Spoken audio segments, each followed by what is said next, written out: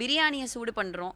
பிரியாணியை நம்ம வீட்டில் சூடு பண்ணும்போது என்ன நினைப்போம்னா, பிரியாணியில் வந்து ஓகே நல்லா சாதம் கொதிச்சிருச்சு சரியாயிருச்சு அப்படின்னு நினைப்போம். ஆனால் அது அப்படி கிடையாது. அதில் இருக்கிற ஒரு சிக்கன் பீஸ்க்குள்ளர வந்து அந்த சரியான வெப்பநிலை போகணும். அதாவது அறிவியல் ரீதியாக சொல்லணும்னா 74 டிகிரிக்கு மேலே இருந்துச்சுன்னா ரொம்ப சேஃப் ஆகிட்டோன்னு அர்த்தம். ஏன்னா இந்திய சாப்பாடை பொறுத்த வரைக்கும் நம்ம எப்பயுமே சூடான உணவை சூடாக தான் கொடுக்க போகிறோம். ஆனால் மறு சூடு பண்ணும்போது தான் இந்த சிக்கல்கள் வரும். அதனால அந்த கோர் டெம்பரேச்சர்னு சொல்கிற ஒரு விஷயத்தை, அதாவது அந்த சிக்கனுக்குள்ளே அந்த 74 டிகிரிக்கு மேலே போச்சுன்னா கிருமிகள் செத்துரும், நம்மளுக்கு வந்து நல்லாவும் இருக்கும், உடம்புக்கு எந்த கெடுதல் வராது. இன்றைக்கி நான் முக்கியமான 3 விஷயங்களை பற்றி சொல்ல போகிறேன். இன்றைக்கி சாலையோர வியாபாரிகளுக்கு நம்ம வந்து உணவு பாதுகாப்பை பற்றி சொன்னோம். முதல் விஷயம், அதாவது எண்ணெய் சம்மந்தமான விஷயம். இந்த எண்ணெய் அப்படிங்கிறது வந்து கொதித்த உடனே என்ன ஆகும் அப்படின்னு பார்த்தீங்கன்னா அமிலமாக மாறும். சட்டப்படி பார்த்தீங்கன்னா எண்ணெயை வந்து மறு உபயோகம் பண்ணலான்னு சொல்லியிருக்காங்க 2 முறைக்கு. ஆனால் அதை நம்ம அப்படியே எடுத்துக்கிட்டு எல்லா விஷயத்துக்குமே அந்த மறு உபயோகத்தை பயன்படுத்துறது வந்து சரி கிடையாது. இப்போ வந்து ஒரு சிக்கனை வறுக்கிறோம், இல்லை வந்து வெவ்வேறு ப்ராடக்டை வறுக்கும்போது அந்த நான்வெஜ்ஜை ஹேண்டில் பண்ணும்போது பார்த்தீங்க அப்படின்னு சொன்னால் அந்த எண்ணெயை மறு உபயோகம் செய்கிறது வந்து கொஞ்சம் உடம்புக்கு கெடுதல்.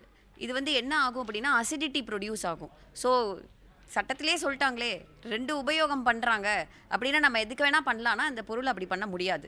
இது நம்பர் 1. 2வது, சாலையோர வியாபாரிகளுக்கு ரொம்ப மிகவும் ஒரு சேலஞ்சான விஷயம் அப்படின்னு சொன்னால் மாசு, தூசி இது எல்லாம் வரும். இதை எப்படி தவிர்க்கிறது உடனே அப்படின்னு பார்த்தீங்கன்னா உங்களுக்கு தான் இருக்கிறதுலே சேலஞ்ச் ஜாஸ்தி. ஒரு ரோட்டில் பார்த்தீங்கன்னா பொதுவாக மோட்டார் சைக்கிள் வருது, 1000 கார் வருது, பஸ் வருது. ஸோ இது எல்லாமே வந்துட்டே தான் இருக்கும். ஆனால் இதை இது பண்ணுறதுக்கு ஒரு பிளாஸ்டிக் ஷீட்டோ இல்லை வந்து ஒரு மெஷ் மாதிரி ஒரு விஷயத்தையோ உங்களை நீங்கள் ப்ரொடெக்ட் பண்ணிக்கிறதுக்கு உண்டான ஒரு விஷயம். இது 2வது விஷயம். 3வது வந்து நம்ம குறிப்பாக பார்க்க போகிறது, ஃபஸ்ட்டு வந்து பார்த்தோம் நம்ம எண்ணெய் பற்றி பார்த்தோம். 2வது வந்து மாசு, தூசி இதை பார்த்தோம்.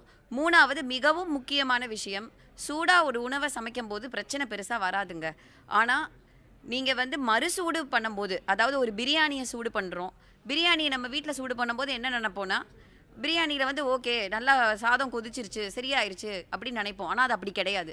அதில் இருக்கிற ஒரு சிக்கன் பீஸ்க்குள்ளர வந்து அந்த சரியான வெப்பநிலை போகணும்.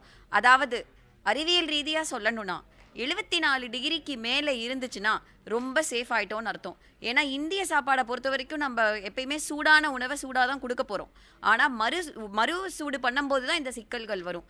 அதனால அந்த கோர் டெம்பரேச்சர்னு சொல்கிற ஒரு விஷயத்தை, அதாவது அந்த சிக்கனுக்குள்ளே அந்த 74 டிகிரிக்கு மேலே போச்சுன்னா கிருமிகள் செத்துரும், நம்மளுக்கு வந்து நல்லாவும் இருக்கும், உடம்புக்கு எந்த கெடுதல் வராது.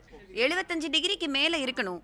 75 டிகிரிக்கு மேலே இருக்கணும். இப்போ ஒரு சிக்கன் பஃப்ஸோ இல்லை வந்து ஒரு எக் பஃப்ஸோ எது பண்ணாலுமே மறுசூடு பண்ணும்போது, ஏன்னா இப்போ பார்த்தீங்கன்னா ஒரு மெயின் கிச்சன்ஸ் இருக்கும் நிறையா இடத்துல, அங்கிருந்து கொண்டு வந்து விற்பாங்க. அப்போ விற்கும்போது நம்ம ரீஹீட் பண்ணுறதுன்னு சொல்லுவோம், அதாவது மறுசூடு பண்ணுறதுன்னு சொல்லுவோம். அப்போ அந்த மறுசூடு பண்ணும்போது 75 டிகிரிக்கு மேலே இருக்கணும் அப்படிங்கிறது தான் வந்து நியதி. அண்ட் அது பண்ணாக்க பொதுவாக சேஃபாக இருக்கும்.